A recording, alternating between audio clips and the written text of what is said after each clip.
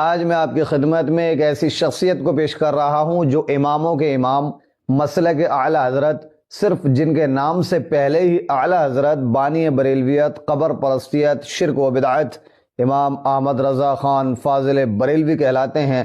ان کا مشہور قول ہے، دیوبندی اگر کعبے کا طواف کرتا ہوا مرے تو دوزخ میں جائے گا، اور اگر سنی رنڈی خانے پر شراب پیتا ہوا مرے تو جنت میں جائے گا۔ قربان جائیے، حضرت کی تعلیم پر لاکھوں چاہنے والے آج روئے زمین پر موجود ہیں، حضرت کے علم سے فیضیاب ہو رہے ہیں اور جنت حاصل کر رہے ہیں، اور دیوبندی وہی پرانا صحابہ والا طریقہ لے کر ابھی تک چل رہے ہیں۔ میں کہتا ہوں، جس سمت دیکھیے علاقہ راجہ کا ہے، کوہ راجہ کا ہے، زمانہ راجہ کا ہے۔ واہ بھائی واہ واہ، بڑے اچھے طریقے سے بکواسات کر دی۔ اور بے شک یہ بات حقیقت ہے، وادی رضا کی ہے، کوہ ہمالا رضا کا ہے، جس سمت دیکھیے وہ علاقہ رضا کا ہے، بے شک۔ اور یہ بات بھی حقیقت ہے، اگر پہلی بات تو کوئی قول ہم نے حضرت کا ایسا پڑھا نہیں کہ جو حضرت نے فرمایا ہو، کوئی بہابی اگر یعنی بیت اللہ کا طواف کرتا ہوا مرے تو وہ دوزخ میں جائے گا، اور کوئی سنی اگر رڈی کھانے پر مرے تو وہ جنت میں جائے گا۔ خیر بہرحال اگر تو نے پڑھ بھی لیا ہے اس قول کو کہیں تو ہم بتا دیتے ہیں تجھ کو۔ اللہ تبارک و تعالی نے قرآن میں فرمایا ہے کہ اپنے رب کی رحمت سے نا امید نہ ہو، یعنی اگر بندہ گناہ کرتا ہے نفس کی خاطر، وہ اپنی جان پہ اگر ستم کرتا ہے تو اللہ رحمان ہے اور رحیم ہے، لیکن اللہ تبارک و تعالی نے فرمایا ہے یا ایھا الذین آمنوا لا تقولوا رائنا، کہ میرے محبوب کو رائنا بھی نہ کہو۔ اور پھر ایک جگہ اللہ تبارک و تعالی نے فرمایا ہے کہ میرے محبوب کی آواز سے اپنی آوازیں بلند نہ کرو۔ تو ادنا سی گستاخی کا پہلو جس میں آتا ہو، آقا کی شان میں اگر کوئی کہے تو وہ کافر ہے اور بے شک دوزخ میں جائے گا۔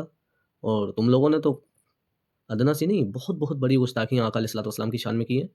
تمہارا حکیم الامت، جس کو تم حکیم الامت کہتے ہو، اشرف تھانوی، وہ حفظ الایمان کے اندر کہتا ہے کہ نبی پاک کا علم اتنا ہے جتنا شیطان کا ہے، یعنی جانوروں کی طرح اور شیطان کی طرح نبی پاک کا علم ہے۔ اور شاہ اسماعیل دہلوی تمہارا اپنا پیشوا مانتے ہو، وہ کہتا ہے کہ معاذ اللہ نبی مر کے مٹی میں مل گئے، اور وہ کہتا ہے کہ اس کی ایک کتاب ہے صراط مستقیم، صفحہ نمبر 98 پہ کہتا ہے کہ نعوذ باللہ، نماز میں جانوروں کا خیال آ جائے تو نماز باطل نہیں ہوتی، اور اگر نبی پاک کا خیال آ جائے تو نماز فاسد ہو جاتی ہے۔ تو بے شک تم نے گستاخیاں کی ہیں، یہ بات حقیقت ہے کہ آقا علیہ الصلوۃ والسلام کی شان میں گستاخی کرنے والا بیت اللہ کا طواف بھی کرتا ہوا مر جا تب بھی وہ دوزخ میں جائے گا۔ اور ہاں یہ بات بھی حقیقت ہے کہ اگر کوئی غلط کام کر دیا ہے اور اس کا خاتمہ بالخیر ہو گیا تو اپنے گناہوں کی سزا پائے گا وہ، اور جنت میں جائے گا۔ کہنے کا مقصد یہ ہے کہ گناہ الگ ہے اور آقا علیہ الصلوۃ والسلام کی ذات مبارکہ میں بے باکی اور گستاخی الگ ہے۔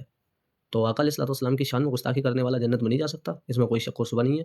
اور آقا علیہ الصلوۃ والسلام کی حدیث ہے بخاری شریف میں، سوال ہوا یا رسول اللہ جانی جنت میں جائے گا؟ سرکار نے فرمایا ہاں۔ شرابی کہ ہاں؟